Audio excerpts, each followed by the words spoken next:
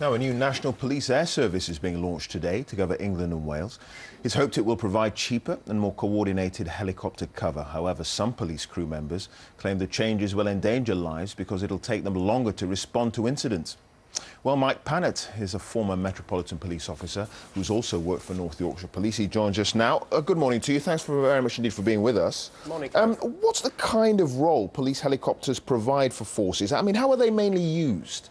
Well, they're used for all sorts of different reasons, you know, from terrorism to vehicle pursuits to searching for vulnerable missing people, you know, looking after suspects who may have gone to ground in urban or in rural areas. So the use on the front line is absolutely vital, and they're a fantastic resource to be able to call on, Clive. And because it's such a fantastic resource, as you say, the fear seems to be that if you've got them all based in one area, getting to a particular incident miles away might be more difficult.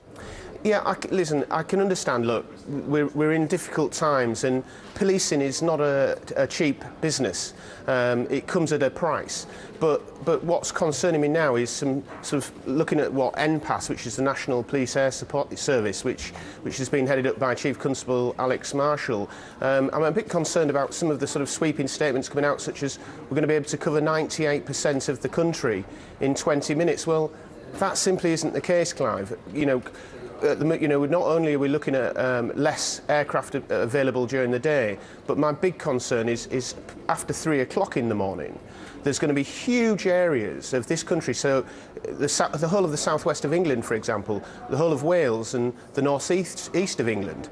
After 3 o'clock in the morning, getting an aircraft there is just simply going to be more or less impossible. So when you've got a major incident, or a vulnerable missing person, or any number of serious issues that could arise, you're just not going to have that air support. So OK, so ACPO, the Association of Chief Police Officers, has got it wrong. I mean, they're categorically saying there'll be helicopter cover within 20 minutes for 98% of the population of England and Wales. You say that's just wrong? That is absolutely wrong, and you know what the British public and frontline police officers need to hear is just be honest about what these cuts mean. If you take, after 3 o'clock in the morning, Clive, we're looking at a 50% reduction in aircraft available, and I've just pointed out the whole of the northeast, the whole of the southwest, you will not get a helicopter after 3 o'clock in the morning if there's an emergency. So, you know, having cuts is one thing, but, you know, potentially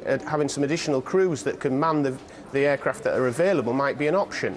So I'm not 100% sure they've thought this through, and it's OK saying after 3 o'clock in the morning there's less calls, but you tell that to a frontline officer, and it's happened to myself as well, where I've called in air support and it's actually saved a colleague's life. Now, those are, you know, what price do you put on that, or a missing person in the middle of the North Yorkshire moors or up in Northumbria at 4 o'clock in the morning that needs some assistance? Well, you know, it's just not right what's being said.